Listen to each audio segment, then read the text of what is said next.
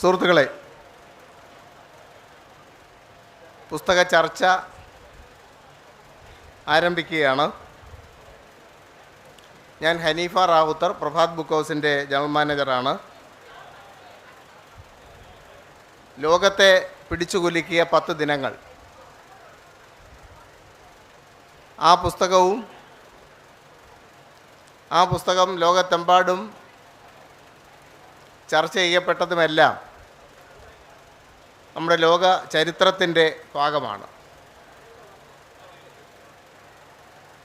October socialist വിപ്ലവത്തെ സംബന്ധിച്ചുള്ള ഏറ്റവും ആധികാരികമായ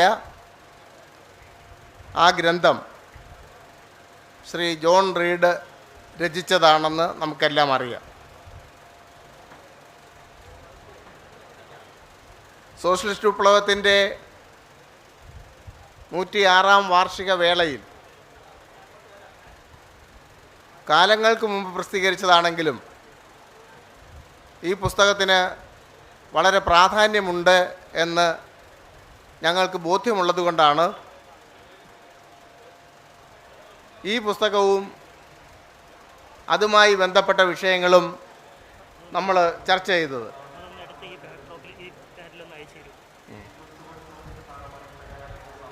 നിശ്ചയമായിട്ടും എത്രയോ വർഷം കഴിഞ്ഞാലും ഏറ്റവും പ്രസക്തമായ ഒരു പുസ്തകവും ഏറ്റവും പ്രസക്തമായ ഒരു വിഷയവുമാണ് ഇത്. ഇത് സംബന്ധിച്ച് ഇന്നിവിടെ ഈ ചർച്ച സമ്മേളനത്തിൽ അധ്യക്ഷം വഹിക്കുന്നത് പ്രഭാത് ബുക്ക് ഹൗസിൻ്റെ ചെയർമാൻ, എഴുത്തുകാരനും കൂടിയായ ശ്രീ സി ദിവാകരൻ അവർകളാണ്. ശ്രീ സി ദിവാകരനെ ഞാൻ വളരെ സന്തോഷത്തോടെ സ്വാഗതം ചെയ്യുകയാണ്.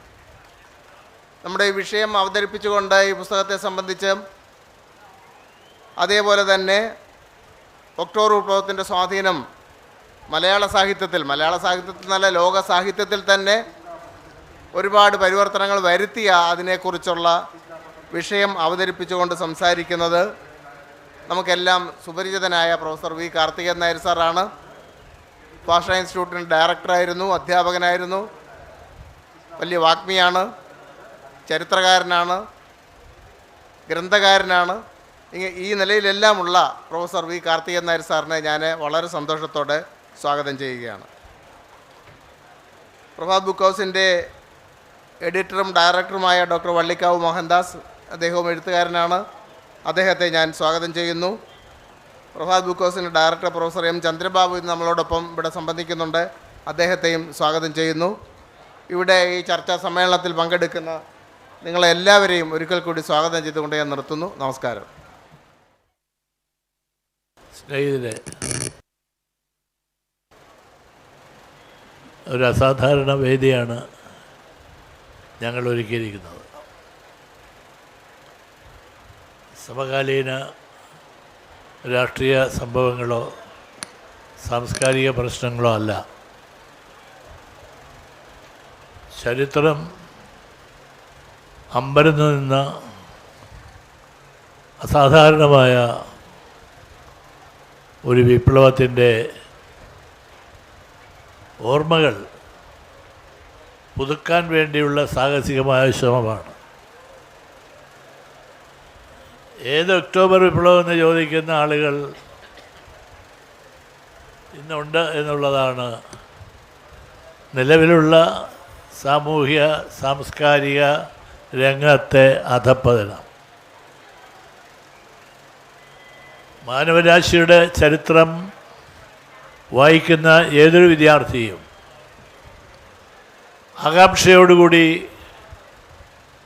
നോക്കുന്ന, അന്വേഷിക്കുന്ന, അറിയാൻ ആഗ്രഹിക്കുന്ന ഒരു സംഭവമാണ് ഒക്ടോബർ വിപ്ലവം. സമാനതകളില്ലാത്ത ഒരു സാമൂഹ്യ, രാഷ്ട്രീയ, സാംസ്കാരിക മാറ്റത്തിൻ്റെ തുടക്കം കുറിക്കുകയാണ് ചെയ്തത്. യുദ്ധങ്ങളെല്ലാം അധികാരം അരക്കിട്ടുറപ്പിക്കാനും അധികാരം പിടിച്ചു പറ്റാനുമാണ്. അതിന് വ്യത്യസ്തമായി നിൽക്കുന്ന ഒക്ടോബർ വിപ്ലവം ലോകത്താദ്യമായി മനുഷ്യരാശി സാമൂഹ്യ നീതിക്ക് വേണ്ടി നടത്തിയ ഒരു വിപ്ലവമാണ്. ആരെങ്കിലും പരാജയപ്പെടുത്താനോ തങ്ങളുടെ രാജ്യത്തിൻ്റെ വിസ്തൃതി വർദ്ധിപ്പിക്കാനോ വേണ്ടിയല്ല. നൂറ്റാണ്ടുകാലങ്ങളായി അടിച്ചമർത്തപ്പെട്ട അടിമകളെപ്പോലെ ജീവിച്ച സാർ ചക്രവർത്തിയുടെ കീഴിൽ നരകയാതന അനുഭവിച്ച നൂറ്റാണ്ടുകാലങ്ങളായി കഴിഞ്ഞ ഒരു ജനതയുടെ ഉയർത്തെഴുന്നേൽപ്പാണ് ചരിത്രത്തിൽ നാം കാണുന്ന ഈ ഒക്ടോബർ വിപ്ലവം. അത് സ്വാഭാവികമായി ഉണ്ടായതല്ല, സംഘടിതമായി. വിപ്ലവങ്ങൾ സ്വാഭാവികമായി ഉണ്ടാകുന്ന യാദർച്ഛികമാണ്. ഇത് ബോധപൂർവമായി ഒരാശയത്തിൻ്റെ അടിസ്ഥാനത്തിൽ, ഒരു ലക്ഷ്യത്തിൻ്റെ അടിസ്ഥാനത്തിൽ കാറൽ മാർക്സിൻ്റെ സിദ്ധാന്തം ലോകത്തെമ്പാടുമുള്ള മനുഷ്യരാശിക്ക് അനിവാര്യമാണ്. അതാണ് മോചനത്തിൻ്റെ വഴി, അതാണ് ചൂഷണരഹിതമായ ഒരു സാമൂഹിക വ്യവസ്ഥിതി എന്ന് ശാസ്ത്രീയമായി എഴുതുകയും പ്രഭാഷണങ്ങൾ നടത്തുകയും വാദിക്കുകയും ലോക പ്രശസ്തന്മാരായ ആളുകളുമായി തർക്കിക്കുകയും ചെയ്ത മഹാനായ കാറൽ മാർക്സ് മുന്നോട്ട് വച്ചൊരു സന്ദേശമാണ് ഒക്ടോബർ വിപ്ലവത്തിൻ്റെ അടിത്തറ.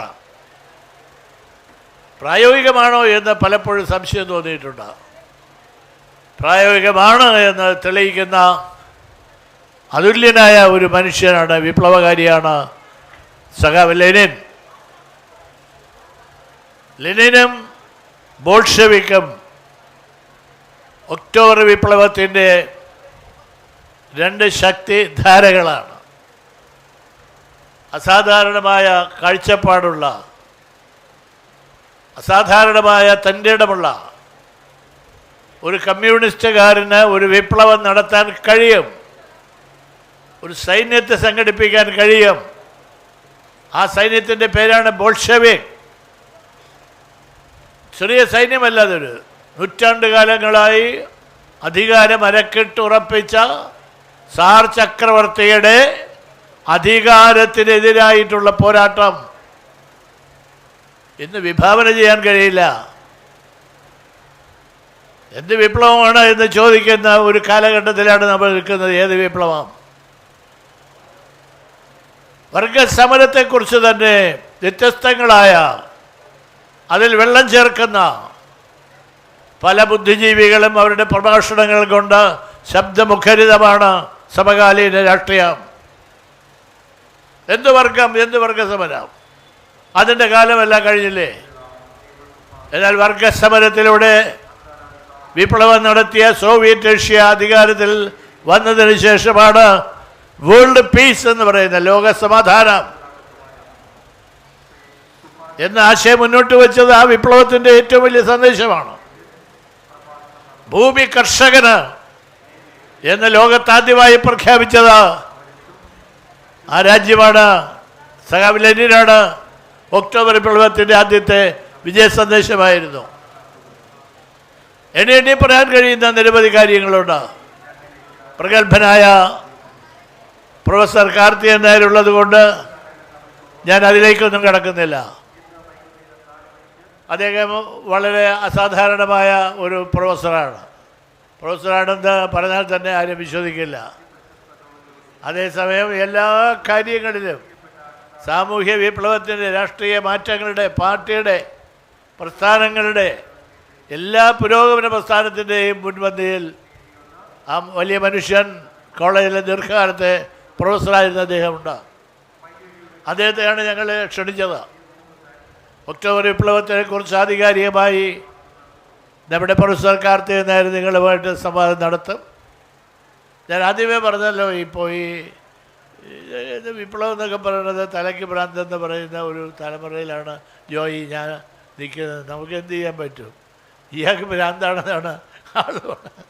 ഇയാൾ നേരത്തെ നേരെ സഖാവെ, സിന്ദാബാദ്, ലാൽ സലാം എല്ലാം പറഞ്ഞു നടക്കുന്ന ഭ്രാന്തൻ നല്ലൊരാളാണ് ഞാൻ. യഥാർത്ഥത്തിൽ ഞാൻ ഈ പുസ്തക നിയമസഭാ സാമാജികന്മാരും അവരുടെ നേതൃത്വത്തിൽ നടക്കുന്ന ഈ സംഭവത്തിൻ്റെ ഏറ്റവും വലിയ കാർഡിനൽ പോയിൻ്റ്, ഏറ്റവും പ്രധാനപ്പെട്ട കേന്ദ്രം ഞങ്ങൾ തിരഞ്ഞെടുത്ത ഈ വിഷയമാണെന്ന് വെറുതെയെങ്കിലും ഞാൻ ആഗ്രഹിച്ചു പോകുന്നു. അങ്ങനെ ഞാൻ വിശ്വസിക്കുന്നു. ഇതിൽ പങ്കെടുത്തിരിക്കുന്ന ആളുകൾ, ഡോക്ടർ സോമൻ അവിടെ ഇരിപ്പുണ്ട്. സോമൻ ഇതിനെപ്പറ്റി ഒരുപാട് എഴുതുകയും വായിക്കുകയും വീണ്ടും എഴുതുകയും ചെയ്യുന്ന ഒരാളാണ്. അപൂർവം ചില ആളുകൾ ഇങ്ങനെ ഇപ്പോൾ ഇതുണ്ട്. പക്ഷേ ഇത് മാറില്ല. ഒക്ടോബർ വിപ്ലവം ശാശ്വതമായ മാനവരാശിയുടെ ചരിത്രത്തിൽ എന്നും എല്ലാ കാലത്തും ഏത് ഭരണം വന്നാലും ഏത് സംവിധാനം വന്നാലും ലെനിനും ബോൾഷെവിക് പാർട്ടിയും ഒക്ടോബർ റവല്യൂഷനും പഠിക്കാതെ വായിക്കാതെ അറിയാതെ ഒരു വിദ്യാർത്ഥിക്ക് മുന്നോട്ട് പോകാൻ കഴിയില്ല. അതിൽ പ്രത്യേകിച്ച് അമേരിക്കക്കാരനായ ജോൺ റീഡാണ് ഈ ലോകത്തെ പിടിച്ചു കുലുക്കിയ ഈ സംഭവത്തെക്കുറിച്ച് എഴുതിയിരിക്കുന്നത്. 10 days that shook the world. അദ്ദേഹം വിചാരിച്ചിരിക്കാൻ നമ്മളും കിടുങ്ങിപ്പോയിരുന്നത്. നമ്മളിപ്പോൾ കിടുങ്ങിയില്ല, അതിവിടെ കണ്ടാൽ അറിയാം. ഞാൻ ദീർഘമായിട്ടൊന്നും പറയുന്നില്ല. ഇവിടെ സന്നിഹിതരായിട്ടുള്ള ആളുകളെ എല്ലാവരെയും പ്രഭാതിൻ്റെ പേരിൽ ഒരിക്കൽ കൂടി ഞാൻ സ്വാഗതം ചെയ്തുകൊണ്ട് എൻ്റെ പ്രിയപ്പെട്ട സുഹൃത്ത് professor V Karthikeyan Nair October വിപ്ലവത്തിൻ്റെ ആ 10 ദിവസങ്ങളെക്കുറിച്ച് അദ്ദേഹം നിങ്ങളോട് സംസാരിക്കും. ഞാൻ അദ്ദേഹത്തെ ക്ഷണിക്കുന്നു.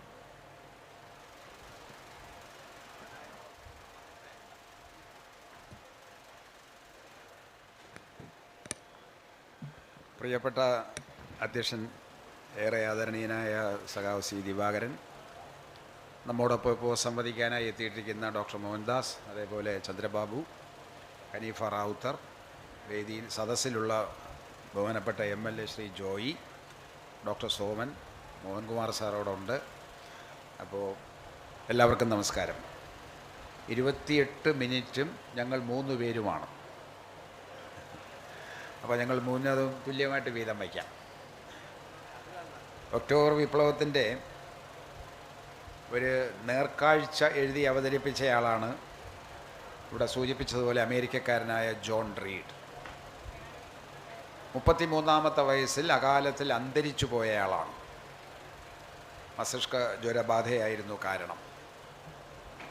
ഈ വിപ്ലവം നടക്കുന്ന സമയത്ത്, ഒക്ടോബർ വിപ്ലവം എന്ന് പറഞ്ഞാൽ നവംബറിലാണ്. സാർവദേശീയ പഞ്ചാംഗം അനുസരിച്ചാണെങ്കിൽ നവംബറിലാണ് വരിക. നമ്മൾ സാർവദേശീയമായി അംഗീകരിച്ച കലണ്ടറും സോവിയറ്റ് കലണ്ടർ, റഷ്യൻ കലണ്ടറും തമ്മിൽ 13 ദിവസത്തിൻ്റെ വ്യത്യാസമുണ്ട്. അതുകൊണ്ടാണ് മാർച്ച് വിപ്ലവം അവരുടെ ചരിത്രത്തിൽ ഏപ്രിൽ വിപ്ലവമാണ്. നവംബർ 7 നടന്ന വിപ്ലവം അവരുടെ ചരിത്രത്തിൽ ഒക്ടോബർ വിപ്ലവമാണ്. അങ്ങനെയാണ് ഈ ഒക്ടോബർ കടന്നു വരുന്നത്. ആ ഒക്ടോബർ വിപ്ലവത്തിന് സാക്ഷിയായിരുന്നു അദ്ദേഹം. പത്രപ്രവർത്തകനായിരുന്നു. അദ്ദേഹത്തിൻ്റെ പിതാവ് അമേരിക്കയിലെ ഒരു ജനിച്ച സ്ഥലത്തുള്ള തൊഴിലാളി വർഗ പ്രവർത്തകനായിരുന്നു. സ്റ്റാൻഫോർഡിൽ പഠിച്ചു. അവിടെ നിന്നൊക്കെ ഒളിച്ച് ചാടിയാണ് ഈ കമ്പം കയറിയിട്ട് എത്തിയതാണ്. 10 ദിവസത്തെ ഒരു ലോകത്തെ പിടിച്ചു കുലുക്കിയ 10 ദിവസം എന്നുള്ള ആ പുസ്തകം അദ്ദേഹം അന്ന് തന്നെ എഴുതി പ്രസിദ്ധീകരിച്ചു. അമേരിക്കയിൽ നിന്നാണ് പ്രസിദ്ധീകരിച്ചത്. അത് അന്ന് തന്നെ വമ്പിച്ച പ്രസിദ്ധി നേടുകയും ഒരുപാട് കോപ്പികൾ വിറ്റഴിഞ്ഞു പോവുകയും ചെയ്തു. അപ്പോൾ ഒക്ടോബർ വിപ്ലവം ലോകത്തെ പിടിച്ചു കുലുക്കിയതാണ്. നമ്മളിപ്പോൾ നിരാശാബാധിതരാകേണ്ട കാര്യമുണ്ടെന്ന് എനിക്ക് തോന്നുന്നില്ല. കാലം മാറുമ്പോൾ വിപ്ലവത്തിൻ്റെ സ്വഭാവത്തിന് മാറ്റം വരും, സമര രീതിക്ക് മാറ്റം വരും. പക്ഷേ ആത്യന്തിക ലക്ഷ്യമെന്ന് പറയുന്നത് മാനവ മോചനമായതുകൊണ്ട് അതിൻ്റെ രീതിശാസ്ത്രത്തിൽ മാറ്റം വരാം എന്ന് മാത്രമേ ഉള്ളൂ. ഇവിടെ സൂചിപ്പിച്ചതുപോലെ കാൾ മാർക്സിൻ്റെ ഒരു ദർശനത്തിൻ്റെ പ്രായോഗികമായ നടപ്പിലാക്കലായിരുന്നു ഒക്ടോബർ വിപ്ലവം. അത് റഷ്യൻ സാഹചര്യത്തിൽ വന്നപ്പോൾ അതിൻ്റെ അലകും പിടിയും മാറ്റിയിട്ട് ലെനിൻ അതിനെ മാറ്റിയെടുത്തു. അതാണ് മാർക്സിസം ലെനിനിസം എന്ന് നമ്മൾ പിന്നീട് പറയാൻ കാരണം. മാർക്സ് തന്നെ പറഞ്ഞിട്ടുണ്ട്, ഈ സിദ്ധാന്തം യാന്ത്രികമായി പ്രയോഗിക്കാനുള്ളതല്ല, കാലദേശാനുസൃതമായി അതിൻ്റെ പ്രയോഗത്തിൽ വ്യത്യാസം വരും. ഒരു വിദഗ്ധനായ ഭിഷഗ്വരൻ ഒരു രോഗത്തിന് ചികിത്സിക്കുമ്പോൾ നിർദ്ദേശിക്കുന്ന ഔഷധം ഏതെങ്കിലും ഫാർമസ്യൂട്ടിക്കൽ കമ്പനിക്കാരുണ്ടാക്കിയതായിരിക്കും. ഇന്ന രോഗാണു ശരീരത്തിൽ പ്രയോഗിച്ചാൽ ഇന്നതാണ് കൊടുക്കേണ്ട മരുന്ന് എന്നാണ് ഫാർമസ്യൂട്ടിക്കൽ കമ്പനിക്കാർ ഗവേഷണത്തിലൂടെ കണ്ടെത്തുക. പക്ഷേ ആ അണു പ്രവേശിച്ചിരിക്കുന്ന ശരീരം, നമ്മുടെ ശരീരം, ഡോക്ടർ ഫ്രണ്ടിലുണ്ട്, അതുകൊണ്ട് ഞാൻ പറയുന്നത്ര ശരിയാണെന്നില്ല, വൈദ്യശാസ്ത്രമൊക്കെ ബന്ധപ്പെട്ടുകൊണ്ട്, ആ രോഗാണു നമ്മുടെ ഒരാളിൻ്റെ ശരീരത്തിൽ പ്രയോഗിച്ചാൽ ഈ മരുന്ന് ഈ ശരീരത്തിൽ എന്ത് പ്രതിപ്രവർത്തനം നടത്തും എന്ന് തിരിച്ചറിയുന്നയാളാണ് ഡോക്ടർ. അതറിയാതെയാണ് മരുന്ന് പ്രയോഗിക്കുന്നതെങ്കിൽ രോഗി മരിച്ചു പോകും, ചികിത്സയിൽ നിന്ന് രക്ഷപ്പെടുകയല്ല, രോഗി മരിച്ചു പോകും. ചികിത്സാ പിഴവ് എന്ന പേരിൽ നമ്മൾ തല്ലിക്കൊല്ലുകയും ചെയ്യും ഡോക്ടറെയും കൂട്ടരെയും. അത് ആ ശരീരത്തിൻ്റെ പ്രത്യേകത കണ്ടെത്തുകയാണ് ഡോക്ടറുടെ വൈദഗ്ധ്യമെന്ന് പറയുന്നത് പോലെയാണ് ഒരു രാജ്യത്തിലെ വിപ്ലവത്തിൻ്റെ സ്ഥിതി കണ്ടെത്തുക വിപ്ലവകാരിയുടെ കടമയാണ്. അത് ഉൾക്കൊള്ളുന്നത് ദർശനമാണ് മാർക്സിസം. ആ ദർശനത്തെ ഉൾക്കൊണ്ടുകൊണ്ട് സമൂഹത്തിൻ്റെ സ്ഥിതിക്ക് അനുസൃതമായി പ്രയോഗിക്കലാണ്. മാർക്സിൻ്റെ സാഹിത്യം റഷ്യൻ വിപ്ലവത്തിന് മുമ്പേ ഇന്ത്യയിലെത്തിയിരുന്നു, കേരളത്തിലെത്തിയിരുന്നു. കൽക്കട്ടയിൽ നിന്ന് പ്രസിദ്ധീകരിച്ചിരുന്ന അന്നത്തെ പ്രസിദ്ധമായ പ്രബുദ്ധമായ ഒരു വാരിക ഉണ്ടായിരുന്നു, മോഡേൺ റിവ്യൂ എന്നാണ് അതിൻ്റെ പേര്. അതിൽ ഒരു ലേഖനം ആദ്യം പ്രത്യക്ഷപ്പെട്ടു, മാർക്സ് ദ മോഡേൺ ഋഷി എന്ന പേരിൽ. അത് 1912 ഏപ്രിൽ മാസത്തിലായിരുന്നു. 1912 ഓഗസ്റ്റ് മാസത്തിൽ തിരുവനന്തപുരത്തുകാരനായ സ്വദേശാഭിമാനി പത്രത്തിൻ്റെ പത്രാധിപരായിരുന്ന, പത്രപ്രവർത്തനം അത്ര ഗംഭീരമായി നടത്തിയതിൻ്റെ പേരിൽ നാട് കടത്തപ്പെട്ട രാമകൃഷ്ണപിള്ള, അദ്ദേഹം എഴുതിയ 4 ജീവചരിത്ര ഗ്രന്ഥങ്ങളിലൊന്ന് കാൾ മാർക്സിൻ്റേതായിരുന്നു. അദ്ദേഹം അത് പറയുന്നത് കാറൽ മാർക്സ് എന്നാണ്, അന്നത്തെ വാചകമാണ് കാറൽ മാർക്സ്. 1912 അത് പ്രസിദ്ധീകരിക്കുന്നത്. അത് മോഡേൺ റിവ്യൂവിൻ്റെ ഒരു പരിഭാഷയാണെന്ന് പറഞ്ഞൊരു ആക്ഷേപം ഒരു 8-10 കൊല്ലങ്ങൾക്ക് മുമ്പ് ചില ആൾക്കാർ കേരളത്തിൽ, പ്രത്യേകിച്ച് തിരുവനന്തപുരം കേന്ദ്രീകരിച്ച് പ്രവർത്തിച്ചു. അപ്പോൾ അന്ന് അതിനെക്കുറിച്ച് ഒരു പഠനം നടത്താൻ ഞാൻ ആഗ്രഹിച്ചു. ഞാനന്ന് ആദരണീയനായ PG കണ്ടു. PG ജീവിച്ചിരിക്കുന്ന കാലമാണ്. PG ഞാനും കൂടെ കാലത്ത് സംസാരിക്കുകയും PG ചില പുസ്തകങ്ങൾ എനിക്ക് തരികയും ചെയ്തു. PG തന്നെ പിന്നീട് എഴുതിയിട്ടുള്ള ഒരു കാര്യമാണ്, മോഡേൺ ഋഷി എന്ന് പറയുന്ന ആ പുസ്തകം മാർക്സിൻ്റെ ജീവചരിത്രത്തെ അവതരിപ്പിക്കുന്നതാണെങ്കിലും മാർക്സിസ്റ്റ് ദർശനം ഉൾക്കൊള്ളുന്നതായിരുന്നില്ല. മാർക്സ് ഒരു പണ്ഡിതൻ, 19-ാം നൂറ്റാണ്ടിൽ യൂറോപ്പിൽ ജീവിച്ചിരുന്നൊരു ബുദ്ധിജീവി, യൂറോപ്പിലെ എൻലൈറ്റൻമെൻ്റ് എന്ന് പറഞ്ഞ പ്രബുദ്ധതയുടെ ഒരു വക്താവ്. അതിനപ്പുറം ഡയലക്റ്റിക്കൽ മെറ്റീരിയൽസ് അല്ലെങ്കിൽ വൈരുദ്ധ്യവാദം എന്താണെന്നോ, ചരിത്രപരമായ വൈദികവാദം എന്താണെന്നോ, മിച്ചമൂല്യ സിദ്ധാന്തം എന്താണെന്നോ, ശാസ്ത്രീയ സോഷ്യലിസം എന്താണെന്നോ വ്യക്തമായി മനസ്സിലാക്കാതെയാണ് ഈ കൃതി രചിക്കപ്പെട്ടത് എന്നും, എന്നാൽ ഇത് സ്വദേശാഭിമാനി അത് പൂർണ്ണമായി ഉൾക്കൊണ്ടിരിക്കുന്നു എന്നും അദ്ദേഹം നിർവചിക്കുന്നു. പിന്നീട് ആ പുസ്തകം ഞാൻ വായിച്ചു. ഈ കേരള ഗ്രന്ഥശാല സഹകരണ സംഘം 1961 തുടങ്ങിയതാണ്. K Damodaran, professor Joseph Mundassery തുടങ്ങിയ ആൾക്കാരുടെ കാലത്ത് തുടങ്ങിയതാണ്. ഇപ്പോഴും ജീവിച്ചിരിപ്പുണ്ട്. അവർ 2010 സ്വദേശാഭിമാനി നാടുകടത്തലുമായിട്ട് അനുബന്ധിച്ച് എൻ്റെ 100-ാം വാർഷികം ആചരിക്കുമ്പോൾ സ്വദേശാഭിമാനിയുടെ സമ്പൂർണ്ണ കൃതികൾ പ്രസിദ്ധീകരിച്ചു. അതിൽ ഈ ലേഖനവുമുണ്ട്, ഈ ലഘുലേഖയുമുണ്ട്, അല്ലെങ്കിൽ ലഘു ജീവചരിത്രവുമുണ്ട്. അത് വായിച്ചപ്പോൾ ഒരു കാര്യം മനസ്സിലാകുന്ന കാര്യം, മാർക്സിൻ്റെ ദർശനം പൂർണ്ണമായി മനസ്സിലാക്കിയിട്ടാണ് സ്വദേശാഭിമാനി അതിനെ കാച്ചി കുറുക്കി എഴുതിയിരിക്കുന്നത് എന്നാണ്. എന്തെങ്കിലും സംശയമുണ്ടെങ്കിൽ തൊട്ടു പിന്നാലെ 1913-14 കാലത്ത് അദ്ദേഹത്തിൻ്റെ നിര്യാണം 16 തൊട്ടു മുമ്പ് അദ്ദേഹം സോഷ്യലിസത്തെക്കുറിച്ച് പ്രസിദ്ധീകരിച്ച ചില 6-7 ലേഖനങ്ങളുണ്ട്. ആ ലേഖനങ്ങൾ വായിച്ചാൽ ബാക്കി സംശയവും തീരും. മാർക്സിസം എന്ന് പറയുന്ന ദർശനം പൂർണ്ണമായി ഉൾക്കൊണ്ടിട്ടാണ് അദ്ദേഹം എഴുതിയത് എന്ന്. റഷ്യൻ വിപ്ലവം നടക്കുന്നതിനും 5 കൊല്ലം മുമ്പാണ് അദ്ദേഹം ഇത് എഴുതിയത്. അപ്പം ഞാൻ പറഞ്ഞു വരുന്നത് ഇത്രയേ ഉള്ളൂ. ആ പുസ്തകം നിങ്ങൾ വായിക്കുക. ഞാൻ ഇത്രയേ പറയുന്നുള്ളൂ. റഷ്യൻ വിപ്ലവത്തിന് മുമ്പ് തന്നെ മാർക്സിസ്റ്റ് സാഹിത്യം ഇന്ത്യയിലെത്തിയിരുന്നു, മലയാളത്തിലെത്തിയിരുന്നു. 1917 വിപ്ലവം നടക്കുമ്പോൾ ജോൺ റീഡ് പിടിച്ചുകുലുക്കിയ 10 ദിവസം എന്ന് പറഞ്ഞ ആ പുസ്തകം എഴുതി. പിന്നീട് സോവിയറ്റ് വിപ്ലവത്തെക്കുറിച്ച് നിരവധി ഗ്രന്ഥങ്ങളുണ്ടായി. അതിൽ ഏറ്റവും പ്രധാനപ്പെട്ട ഒന്നാണ് E.H. കാറിൻ്റേത്. അദ്ദേഹം ജീവിച്ച അത് 3 വാല്യമായിട്ട് ആദ്യം പ്രസിദ്ധീകരിച്ചു. The history of the Soviet revolution എന്ന് പറഞ്ഞിട്ട്, ഒക്ടോബർ റവല്യൂഷൻ എന്ന് പറഞ്ഞിട്ട്. പക്ഷേ പിന്നീട് അത് വിപുലീകരിച്ചു. 14 വാല്യങ്ങൾ ഇപ്പോൾ പ്രസിദ്ധീകൃതമായിട്ടുണ്ട്. പക്ഷേ അദ്ദേഹം അന്തരിച്ചു പോയി. 1984 മറ്റോ E.H. കാർ അന്തരിച്ചു. പക്ഷേ അതിനു മുമ്പ് തന്നെ 14 വാല്യങ്ങൾ പുറത്തു വന്നിരുന്നു. E.H. കാർ ഒരു കമ്മ്യൂണിസ്റ്റ് അനുഭാവിയായിരുന്നു. വേണമെങ്കിൽ ഇംഗ്ലണ്ടിലെ കമ്മ്യൂണിസ്റ്റ് ഹിസ്റ്റോറിയൻസ് ഗ്രൂപ്പിൽപ്പെട്ടയാളാണ്. 1956 സോവിയറ്റ് സൈന്യം ഹംഗറി ആക്രമിക്കുമ്പോൾ അതിൽ പ്രതിഷേധിച്ചുകൊണ്ട് ബ്രിട്ടനിലെയും ലോകത്തിലെയും പല കമ്മ്യൂണിസ്റ്റ് വിപ്ലവകാരികളും ചരിത്രകാരന്മാരും പാർട്ടിയോടുള്ള ബന്ധം വിച്ഛേദിച്ചപ്പോൾ അക്കൂട്ടത്തിൽ ഒഴുകിപ്പോയ ആളായിരുന്നു E.H. കാറും. പക്ഷേ ഒഴുകിപ്പോകാത്ത ഒരാളുണ്ടായിരുന്നു, എറിക് ഹോബ്സ്ബോം.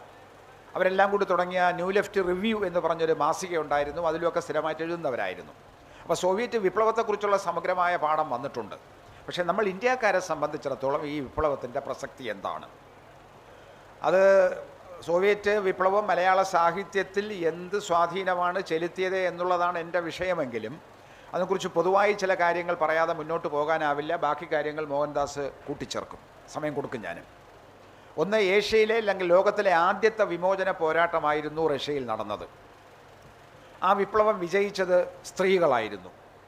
കാരണം 1850-കൾ തൊട്ട് സാർ ചക്രവർത്തിയുടെ സൈന്യം, ഇന്ന് നമ്മൾ ക്രിമിയ, ഉക്രൈൻ എന്ന് പറയുന്ന കരിങ്കടലിൻ്റെ വടക്കുള്ള ക്രിമിയ പ്രദേശം മുതൽ അങ്ങ് ജപ്പാൻ വരെയുള്ള ഏഷ്യൻ രാജ്യങ്ങൾ ആക്രമിച്ച് കീഴ്പ്പെടുത്താനായി പുറപ്പെടുകയും ഓരോ തവണയും അടി ഏറ്റുവാങ്ങുകയും ചെയ്തു. 1904-05 കാലത്തെ റസോ ജാപ്പനീസ് വാർ നമ്മളെല്ലാം പള്ളിക്കൂടത്തിൽ പഠിച്ചിട്ടുള്ളതാണ്. അതിൽ റഷ്യ പരാജയപ്പെടുക, യുദ്ധത്തിന് പോകുകയെന്ന് വെച്ചാൽ കൊല്ലാനും ചാകാനുമാണ് പട്ടാളക്കാർ പോകുന്നത്.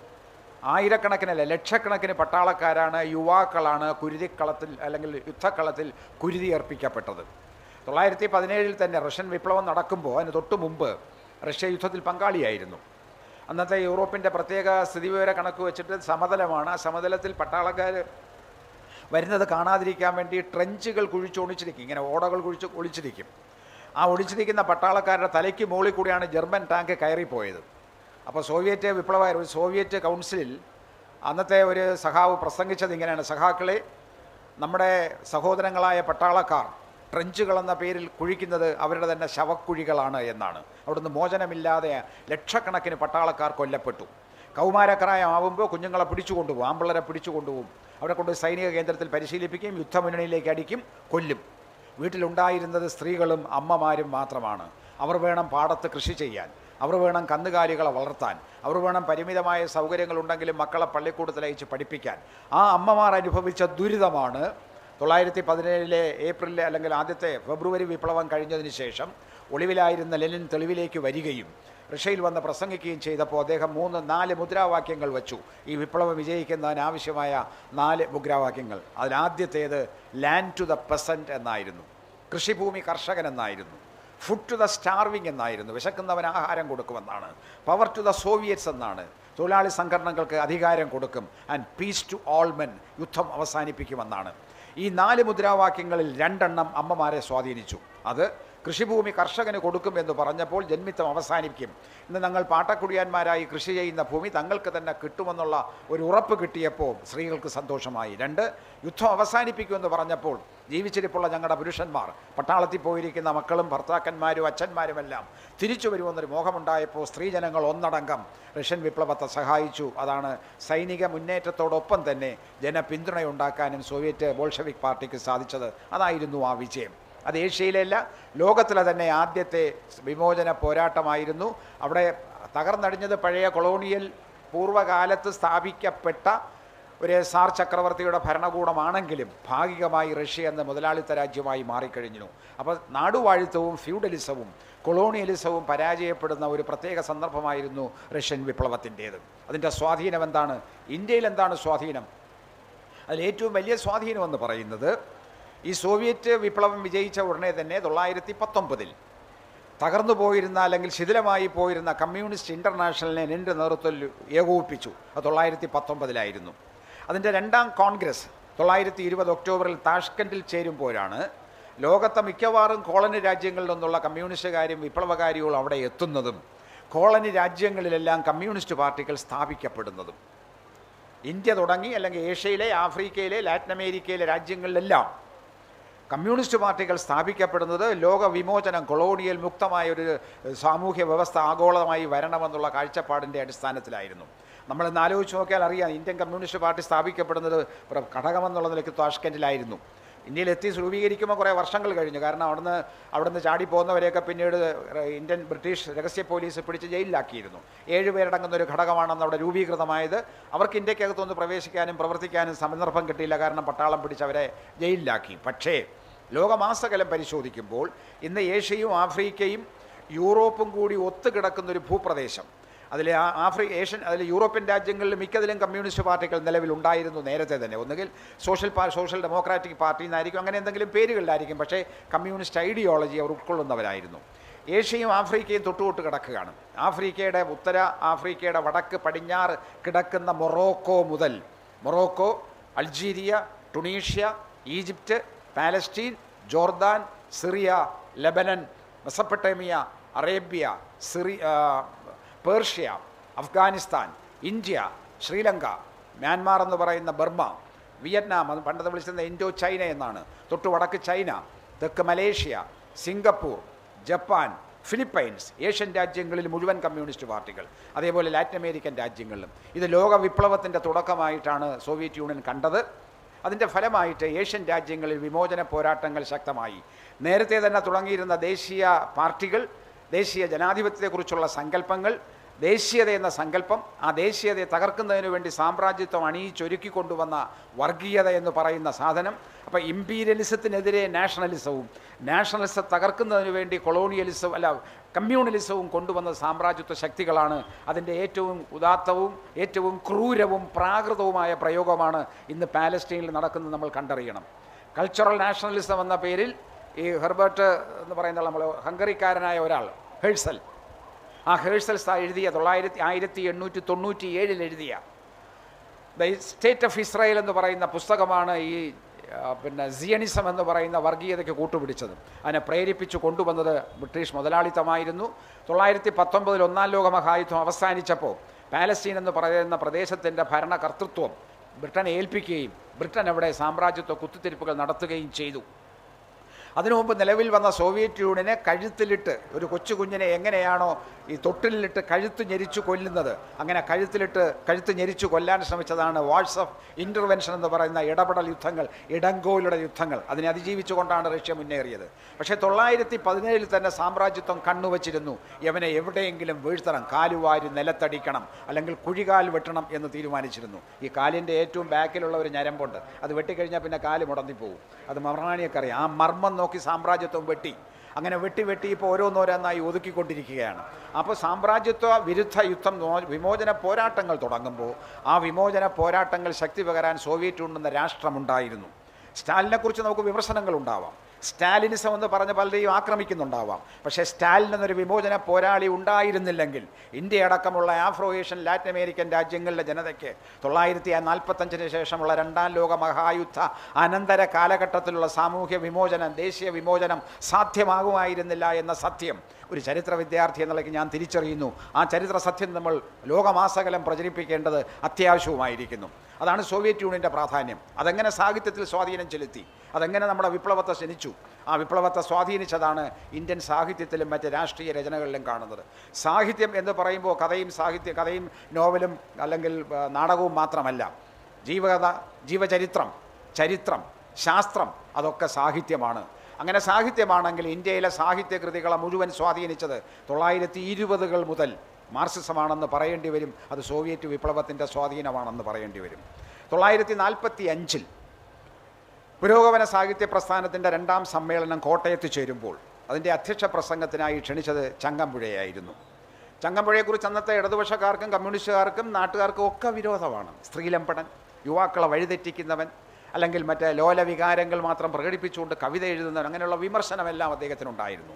പക്ഷേ അദ്ദേഹം ഒന്നാം തരം വായനക്കാരനായിരുന്നു, ഒന്നാം തരം പരിഭാഷകനായിരുന്നു.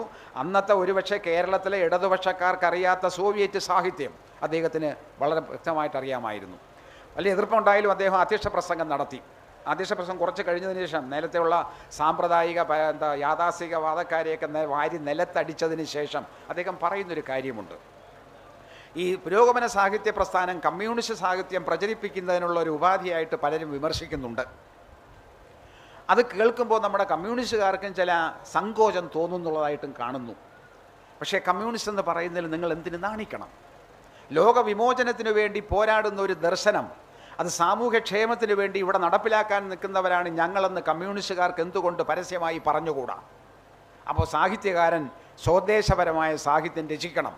മാനവമോചനമാണ് കവിയുടെ ലക്ഷ്യമെങ്കിൽ, അത് യാഥാസ്ഥിക കവിയായിരുന്നാലും വിപ്ലവ കവിയായിരുന്നാലും മാനവമോചനമാണ് കവിതയിലൂടെയും സാഹിത്യത്തിലൂടെയും നമ്മൾ സാധിക്കാൻ ശ്രമിക്കുന്നത് എങ്കിൽ എന്തുകൊണ്ട് കമ്മ്യൂണിസ്റ്റുകാർക്ക് മാനവമോചനത്തിന് വേണ്ടി പെരുമാറുന്നത് ലജ്ജിക്കണം എന്ന് അദ്ദേഹം ചങ്ങല പൊട്ടിപ്പൊളിച്ചതുപോലെ യാഥാസ്ഥികന്മാരെയും ഇടതുപക്ഷക്കാരെയും രൂക്ഷമായി വിമർശിച്ചുകൊണ്ട് ചോദിക്കുന്നു.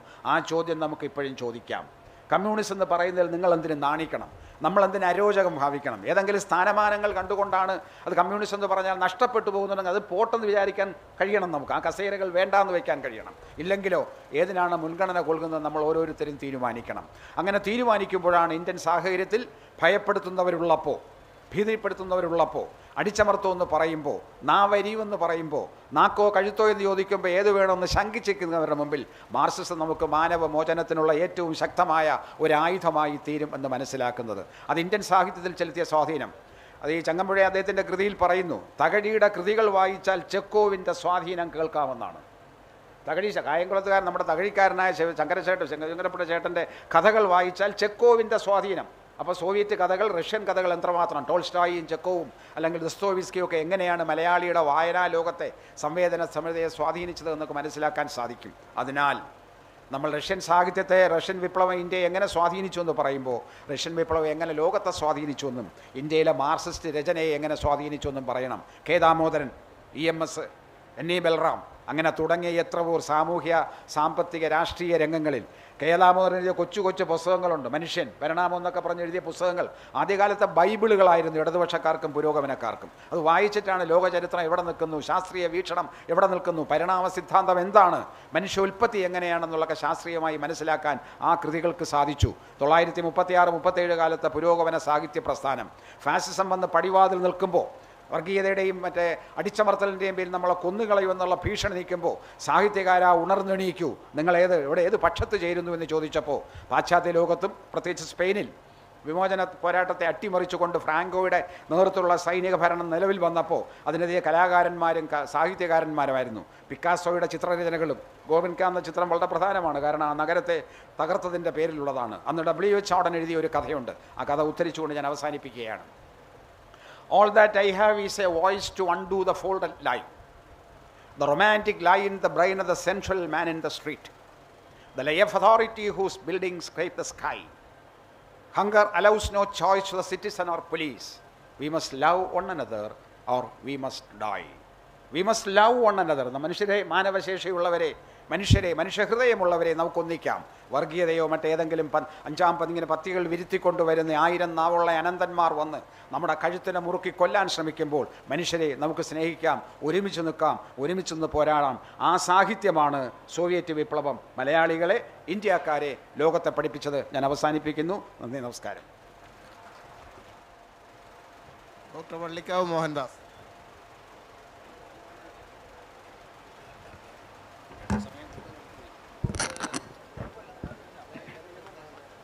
വേദിയിലും സദസ്സിലുമുള്ള ബഹുമാനീയ പ്രിയപ്പെട്ടവരെ, വളരെ പ്രസക്തമായ ഒരു വിഷയത്തെ അടിസ്ഥാനപ്പെടുത്തിയാണ് നാം ഇന്നിവിടെ ഈ ചർച്ച വെച്ചിരിക്കുന്നത്. ലോകസാഹിത്യത്തിൽ തന്നെ 1917 റഷ്യൻ വിപ്ലവം വലിയ സ്വാധീനം ചെലുത്തിയെന്ന് നമുക്കറിയാം. തൊട്ടു മുമ്പ് കാർട്ടന്നർ സാറിൻ്റെ പ്രസംഗത്തിലൂടെ അദ്ദേഹം അതെങ്ങനെയാണ് യാഥാർത്ഥ്യമായത് എന്ന് ഇവിടെ വ്യക്തമാക്കുകയുണ്ടായി. മലയാള സാഹിത്യത്തിൽ തന്നെ അദ്ദേഹം ചങ്ങമ്പുഴയുടെ പ്രഭാഷണത്തെ, ചങ്ങമ്പുഴയുടെ അധ്യക്ഷ പ്രസംഗത്തെ അടിസ്ഥാനപ്പെടുത്തിക്കൊണ്ട് അതിലേക്കുള്ള വിരൽ കാട്ടുകയുണ്ടായി. മലയാളത്തിൽ ജീവൽ സാഹിത്യ പ്രസ്ഥാനം ആരംഭിക്കുന്നതിനെ റഷ്യൻ വിപ്ലവത്തിൻ്റെ സ്വാധീനത്താലാണ് എന്ന് നമുക്കറിയാം. ജീവൽ സാഹിത്യ പ്രസ്ഥാനത്തിൻ്റെ കാലഘട്ടത്തിന് ശേഷം പുരോഗമന സാഹിത്യ പ്രസ്ഥാനവും വളരെ സജീവമായി മലയാളത്തിൽ ഉണ്ടായി. എന്നാൽ ഇന്ന് സാധാരണഗതിയിൽ പറഞ്ഞു നടക്കുന്ന ഒരു കാര്യമുണ്ട്, സമൂഹത്തിന് വേണ്ടി എഴുതുന്നത് എഴുത്തല്ല എന്നും എഴുത്തുകാരന് വേണ്ടി തന്നെ എഴുതുന്നതാണ് അവൻ്റെ ആത്മനിഷ്ഠമായ രചനയാണ് സാഹിത്യമെന്നും പറഞ്ഞു നടക്കുന്നവർ നിരവധിയുള്ളൊരു കാലത്താണ് നാം ജീവിക്കുന്നത്. എന്നാൽ ഇപ്പോഴും നമ്മുടെ മനസ്സിനെ സ്വാധീനിക്കുന്നത് നിശ്ചയമായിട്ടും സമൂഹത്തെ സ്വാധീനിക്കുന്ന സാധാരണക്കാരൻ്റെ ധർമ്മസങ്കടങ്ങൾ രേഖപ്പെടുത്തുന്ന വിയർപ്പിൻ്റെ ഗന്ധമുള്ള സാഹിത്യമാണ് എന്ന് നാം മനസ്സുകൊണ്ട് പറയുന്നുണ്ട്. പുറത്ത് പറയാത്ത ആളുകൾ മനസ്സുകൊണ്ട് അത് പറയേണ്ടി വരുന്നു എന്നതാണ് സത്യം. ഈ കേരളീയവുമായി ബന്ധപ്പെട്ട് നമ്മൾ തിരുവനന്തപുരത്ത് വിവിധ കലാപരിപാടികൾ നടത്തിയപ്പോൾ ഒരു ദിവസം ആയിരക്കണക്കിന് ആളുകൾ നിന്നുകൊണ്ടൊരു നാടകം കണ്ടു. 1952 കേരളം കണ്ട ആ നാടകം 71 വർഷം കഴിഞ്ഞപ്പോൾ ഇപ്പോഴും ആയിരക്കണക്കിന് ആളുകൾ ഇവിടെ തിരുവനന്തപുരത്ത് നിന്നുകൊണ്ട് കണ്ടു. നാടകം നിന്നുകൊണ്ടാണ്, ഇരുന്നുകൊണ്ട് കാണാൻ സൗകര്യമില്ലാത്തതുകൊണ്ട് നിന്നുകൊണ്ട് ആളുകൾ കണ്ടു. ഒരു വലിയ അത്ഭുതമായിരുന്നു അത്. 10,000-കണക്കിന് വേദികളിൽ അവതരിപ്പിച്ച 1952 ആദ്യമായി ചവറയിൽ അരങ്ങേറിയ നിങ്ങളെന്നെ കമ്മ്യൂണിസ്റ്റാക്കി എന്ന നാടകം കമ്മ്യൂണിസ്റ്റുകാരനല്ലാത്ത ആളുകളും ഇന്ന് നിന്ന് കാണുന്നു എന്നത് വളരെ പ്രധാനപ്പെട്ട കാര്യമാണ്. 1917 സ്വാധീനമാണ് എന്ന് പറയാതിരിക്കാൻ യാതൊരു നിർവാഹവുമില്ല. അത് വളരെ പ്രധാനപ്പെട്ട ഒരു കാര്യമാണ്. ഈ 71 വർഷം കഴിഞ്ഞപ്പോഴും ഏറ്റവും പുതിയ തലമുറ, എത്ര തലമുറകൾ അതിന് മുന്നിലേക്ക് ആ നാടകത്തിന് മുന്നിലൂടെ കടന്നു പോയിരിക്കുന്നു. നാടകം അവസാനിപ്പിക്കുമ്പോൾ ആദ്യം വളരെ തനി മൂരാച്ചിയായി വന്നിരുന്ന ഒരു മധ്യവർഗ കർഷകനായിട്ടുള്ള പരമപിള്ള അവസാനം പറയുന്നു, മാലയോട് പറയുന്നു, അധസ്ഥിതനായ തൻ്റെ തൊഴിലാളി, കർഷക തൊഴിലാളി പടിപ്പുര കടന്നു വരുമ്പോൾ അവിടെ നിന്നാൽ മതി, അകത്തേക്ക് പെടണ്ട എന്ന് നാടകം തുടങ്ങുമ്പോൾ പറയുന്ന ആൾ 2.5 മണിക്കൂർ കഴിയുമ്പോൾ നാടകത്തിൻ്റെ അവസാനത്തിൽ അധസ്ഥിത പുലയ വിഭാഗത്തിൽപ്പെട്ട ആ പെൺകുട്ടിയോട്, മാലയെന്ന് പറഞ്ഞ പെൺകുട്ടിയോട് പറയുന്നു, മോളെ ആ കൊടിഞ്ഞിതാ, ഞാനിതൊന്ന് ഉയർത്തി പിടിക്കട്ടെ എന്ന് പറഞ്ഞു. 2.5 മണിക്കൂർ കൊണ്ട് അരങ്ങിലുണ്ടായ പരിവർത്തനം അത്ഭുതമാണ്. നാടകമെന്ന കലാരൂപത്തിൻ്റെ പരിവർത്തനം മാത്രമല്ല, അത് മാർക്സിസം എന്ന തത്വശാസ്ത്രത്തിൻ്റെ പരിവർത്തനം കൂടിയാണ് എന്ന കാര്യം നമുക്ക് തിരിച്ചറിയേണ്ടതുണ്ട്. അതുകൊണ്ടാണ് ഈ പ്രതിലോമകരമായ ചിന്തകൾ നിൽക്കുമ്പോഴും ഫാസിസം തൊട്ട് മുന്നിൽ വന്ന് നിൽക്കുന്നു, ഫാസിസം എൻ്റെ തോളിൽ കൈയിട്ടിരിക്കുന്നു എന്ന് പറയുമ്പോഴും ആ നാടകത്തിന് ഇപ്പോഴും ആയിരക്കണക്കിന് ആളുകൾ കാണാനുണ്ടാകുന്നത്, വിവിധ തലമുറയിൽപ്പെട്ട ആളുകൾ കാണാനുണ്ടാകുന്നത് അതുകൊണ്ടാണ് എന്ന കാര്യത്തിൽ ഒരു സംശയമില്ല. ഞാൻ ഒന്നുകൂടി പറഞ്ഞുകൊണ്ട് അവസാനിപ്പിക്കാം. ഇവിടെ നമ്മൾ ഒത്തുചേർന്നിരിക്കുന്നത് ഇന്ത്യയിൽ ആദ്യത്തെ സംഭവമാണ്. ഒരു അസംബ്ലി മന്ദിരത്തിൽ ആളുകൾ ഒത്തുകൂടുന്നു. എന്തിനു വേണ്ടിയാണ്? പുസ്തകം വായിക്കാൻ വേണ്ടി ഒത്തുകൂടുന്നു, പുസ്തകം വാങ്ങാൻ വേണ്ടി ഒത്തുകൂടുന്നു, പുസ്തകത്തെക്കുറിച്ച് ചർച്ച നടത്താൻ വേണ്ടി ഒത്തുകൂടുന്നു. ഇന്ത്യയിലെ മറ്റൊരു സംസ്ഥാനത്തിലും ഇത് നടക്കുന്നില്ല എന്ന കാര്യം ആലോചിക്കണം. എന്തുകൊണ്ട് കേരളത്തിൽ എന്നൊരു പ്രധാനപ്പെട്ട ചോദ്യമുണ്ട്. എന്തുകൊണ്ടാണ് കേരളത്തിൽ ഇങ്ങനെ ഈ നിയമസഭാ മന്ദിരത്തിനുള്ളിൽ അല്ലെങ്കിൽ അതിൻ്റെ പരിസരത്ത് എന്തുകൊണ്ടാണ് ഇങ്ങനെ നടക്കുന്നത് എന്ന കാര്യം ആലോചിക്കണം. ഇത് സത്യത്തിൽ ഞാൻ പറഞ്ഞു വയ്ക്കുന്നു, ഇത് 1917 റഷ്യൻ വിപ്ലവത്തിൻ്റെ സ്വാധീനമാണ് എന്നുകൂടി പറയാതിരിക്കാൻ യാതൊരു നിർവാഹവുമില്ല. മറ്റിടത്തും ഇത് സംഭവിക്കാത്തത് എന്തുകൊണ്ട് എന്നതിൻ്റെ പ്രധാനപ്പെട്ട തെളിവ് അതുതന്നെയാണ് എന്ന് പറയേണ്ടി വരും. കേരളം 1957 ചുവന്നത് എന്തുകൊണ്ട് എന്നതിന് ഡോക്ടർ റോബിൻ ജെഫ്രിയെ പോലുള്ള വലിയ ചിന്തകന്മാർ പറഞ്ഞിട്ടുണ്ട്. അതിന് ഒരു കാരണം നാടകമാണ് എന്നുകൂടി പറയുന്നുണ്ട്. പാട്ടബാക്കി എന്ന നാടകം തുടങ്ങുമ്പോൾ, പാട്ടകബാക്കി എന്ന നാടകത്തിലൂടെ നമ്മൾ അരങ്ങിനെ ചുവപ്പിച്ചുവെങ്കിൽ ഇന്നും അരങ്ങ് ചുവന്നു നിൽക്കുന്നു എന്നതാണ് നാം മനസ്സിലാക്കേണ്ടത്.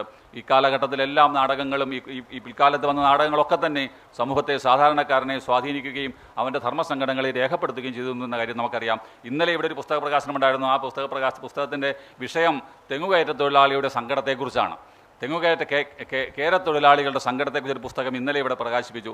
ഇവിടെ നടക്കുന്ന പ്രകാശനങ്ങളിലൊക്കെ നിങ്ങൾക്കറിയാം, നോക്കിയാൽ അറിയാം, ഏറ്റവും സാധാരണക്കാരൻ്റെ പ്രശ്നം. എൻ്റെ മുന്നിലിരിക്കുന്ന മോഹൻകുമാർ സാർ ഇരിക്കുന്നു. അദ്ദേഹത്തിൻ്റെ ഏറ്റവും പ്രഖ്യാതമായ കൃതി, അതും രക്തരൂക്ഷിതമായ ചുവന്ന ഒരു വലിയ വിപ്ലവത്തിൻ്റെ കഥ പറയുന്നതാണ് അദ്ദേഹത്തിൻ്റെ പുസ്തകം. ഉഷ്ണരാശി എന്ന പുസ്തകം പുന്നപ്രവയലാർ സമരത്തിൻ്റെ കഥ പറയുന്ന ഏറ്റവും ഇതിഹാസ സമാനമായ ഒരു കൃതി എഴുതിയ ആൾ എൻ്റെ മുന്നിലിരിക്കുന്നു. ഞാൻ പറഞ്ഞു വയ്ക്കുന്നു, പുന്നപ്രവയലാർ സമരം ഉൾപ്പെടെയുള്ള കേരളത്തിലെ, ഇന്ത്യയിലെ സാധാരണക്കാരൻ്റെ, തൊഴിലാളികളുടെ സമരങ്ങളൊക്കെ തന്നെ 1917 രക്തരൂക്ഷിതമായ റഷ്യൻ വിപ്ലവത്തിൻ്റെ പരിണതിയാണ് എന്ന് പറഞ്ഞുകൊണ്ട് ഈ ഒരു വലിയ വിഷയത്തെ ഇങ്ങനെ വളരെ ചുരുങ്ങിയ സമയം കൊണ്ട് നമ്മൾ വീണ്ടും ഓർത്തെടുക്കുകയാണ് എന്ന് മാത്രം പറഞ്ഞുകൊണ്ട് പ്രഭാത് ബുക്കോസ് ഇങ്ങനൊരു ചർച്ച വെച്ചത് നന്നായി. ഇക്കാലഘട്ടത്തിൽ ഇത് വളരെ പ്രസക്തമാണ് എന്നുകൂടി പറഞ്ഞുകൊണ്ട് അവസാനിപ്പിക്കുന്നു. നന്ദി, നമസ്കാരം.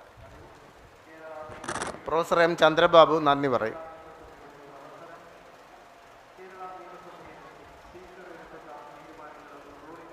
സ്നേഹമുള്ള സുഹൃത്തുക്കളെ, 3 പേര് ഈ വിഷയവുമായി ബന്ധപ്പെട്ട കാര്യങ്ങൾ സംസാരിച്ചു. ഇനിയിപ്പോൾ 2 മിനിറ്റ് ഉള്ളതുകൊണ്ട് ഞാൻ കൂടുതൽ കാര്യങ്ങളിലേക്ക് പോകുന്നില്ല. ഒന്ന്, നമ്മൾ ഓർമ്മിക്കേണ്ട ഒരു കാര്യം, നമ്മൾ ഈ വിപ്ലവത്തിന് വേണ്ടി സാഹിത്യകാരന്മാർ എന്ത് ചെയ്യുന്നു എന്നുള്ളതാണ്. നമ്മളിപ്പോഴും പഴയ കഥകൾ പറഞ്ഞ് നിൽക്കുന്ന ഈ അവസരത്തിൽ നമ്മുടെ ഈ തലമുറ കമ്മ്യൂണിസ്റ്റ് വിപ്ലവ പ്രസ്ഥാനത്തിന് വേണ്ടി എന്ത് ചെയ്തു, അത് നമ്മൾ വളരെ ശക്തമായി പരിശോധിക്കേണ്ട ഒരു കാലഘട്ടമാണ്. ഇന്നലകളൊക്കെ വെച്ച് ഓർമ്മിക്കുമ്പോഴും ഇപ്പം ഞാനിവിടെ നിൽക്കുന്നു, എനിക്കതിനകത്ത് ബാധ്യതയുണ്ട്. ഇന്നത്തെ സാമൂഹ്യ പരിവർത്തനത്തിന് വേണ്ടി അല്ലെങ്കിൽ സമൂഹത്തെ മാറ്റിയെടുക്കാൻ നമുക്ക് കഴിയുന്നുണ്ടോ?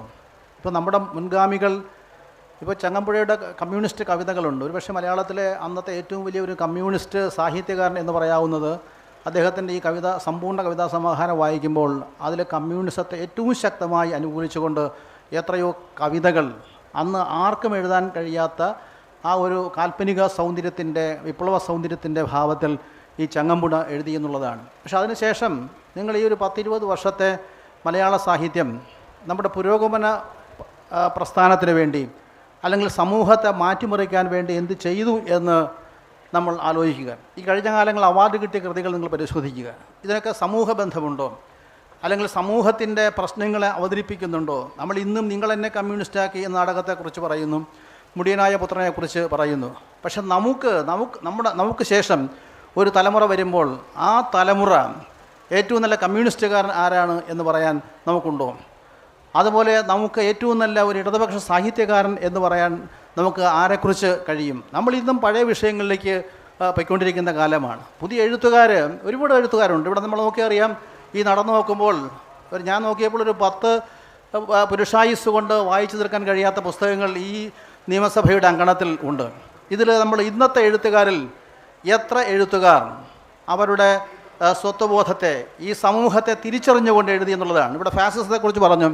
ഫാസിസവും ജന്മിത്വവും ഒക്കെ തിരിച്ചു വരുന്ന ഒരു കാലഘട്ടത്തിൽ ഇതിനെതിരെ പടപൊരുതാൻ നമ്മളെല്ലാം ഭീരുക്കളല്ലേ? എനിക്ക് തോന്നുന്നത് ഇന്ന് ഏറ്റവും വലിയ ഭീരുക്കൾ എഴുത്തുകാരനാണ്. തകഴിയെ പോലെ എഴുതാൻ ആർക്ക് കഴിയുന്നു എന്നുള്ളത് നമ്മൾ ചിന്തിക്കേണ്ട കാര്യമാണ്. നമ്മൾ ആരും ചെയ്യുന്നില്ല. നമ്മളെല്ലാം കവിയരങ്ങുകളും കഥയരങ്ങുകളും പുസ്തക പ്രകാശനങ്ങളുമായി നടക്കുമ്പോൾ ഈ സമൂഹത്തെക്കുറിച്ച് പ്രതിബദ്ധതയില്ലാത്ത, അതാണ് അക്ഷരാർത്ഥത്തിൽ ഈ ഇന്ത്യൻ സ്വാതന്ത്ര്യ സമര കാലഘട്ടം മുതൽ ഇന്നുവരെ നമ്മൾ മലയാള സാഹിത്യം എടുത്തു നോക്കിയാൽ കഴിഞ്ഞ കാലങ്ങളിൽ എഴുതിയ ആ ഒരു ദീർഘദർശികളായ എഴുത്തുകാരുണ്ട്. പക്ഷേ നമ്മുടെ ആ തലമുറ ഇന്ത്യൻ വിപ്ലവത്തിന് വേണ്ടിയും അല്ലെങ്കിൽ കേരളത്തിലെ വിപ്ലവത്തിന് എന്ത് ചെയ്തു എന്ന് ആലോചിക്കേണ്ട, അതും നമ്മുടെ ഒരു വിഷയമാണ്. കമ്മ്യൂണിസ്റ്റ് ദർശനം, ഒക്ടോബർ വിപ്ലവം, ഇതൊക്കെ പരിശോധിക്കുമ്പോൾ ഈ വിപ്ലവത്തോട് കൂട്ടിച്ചേർക്കാൻ നമുക്ക് എന്ത് ചെയ്യാൻ കഴിഞ്ഞു എന്നുള്ളത് ആനുകാലിക വിഷയമാണ്. അപ്പോൾ ആനുകാലിക വിഷയങ്ങൾ നമ്മുടെ ചിന്താപരിധിയിൽ വരണം എന്നുള്ളതാണ്. നമ്മൾ ഇന്നലെകളെക്കുറിച്ച് ചിന്തിക്കുമ്പോൾ നമ്മൾ ഇന്നത്തെയും പ്രശ്നങ്ങളെക്കുറിച്ച് നമ്മുടെ എഴുത്തുകാർ ചിന്തിക്കണം. അതിന് ധൈര്യമുള്ള എഴുത്തുകാർ, സമരത്തെ നേരിടാൻ കഴിവുള്ള എഴുത്തുകാർ, അല്ലെങ്കിൽ മരണം വരിക്കാൻ കഴിവുള്ള എഴുത്തുകാർ, നിരാഹാരം കെടുക്കാൻ കഴിവുള്ള എഴുത്തുകാർ എത്രയുണ്ട് എന്നുള്ളത് നമ്മുടെ ആനുകാലിക സാഹിത്യം വായിക്കുമ്പോൾ, എഴുത്തുകാരൻ്റെ പ്രസംഗം കേൾക്കുമ്പോഴൊക്കെ നമുക്ക് അനുഭവിക്കാൻ കഴിയുന്ന വസ്തുതകളാണ്. അതുകൊണ്ട് നമ്മൾ നിശ്ചിതമായി മലയാള സാഹിത്യത്തെയും കേരളീയ സംസ്കാരത്തെയും പുതിയ തലമുറ വായിക്കണം, വിമർശിക്കണം. അതിൽ മാറ്റം വരുത്തേണ്ട ഭാഗങ്ങൾ, കമ്മ്യൂണിസത്തെക്കുറിച്ച് ഭംഗിയായി അറിയാവുന്നവർ, പുരോഗമന ദർശനങ്ങളുള്ളവർ, നാടക ദർശനമുള്ളവർ, തോപ്പിൽ ഭാസി അംഗീകരിക്കുന്നവരൊക്കെ നമ്മൾ അംഗീകരിക്കണം എന്ന് മാത്രം പറഞ്ഞുകൊണ്ട് ഈ യോഗത്തിൽ പങ്കെടുത്ത എല്ലാ ആളുകൾക്കും ഒരു ഒറ്റ വാക്കിൽ, കാരണം നമ്മൾ സമയം അതിക്രമിക്കുന്നില്ല, എല്ലാവർക്കും നന്ദി പറഞ്ഞുകൊണ്ട് നിർത്തുന്നു. നമസ്കാരം. യോഗം അവസാനിച്ചു.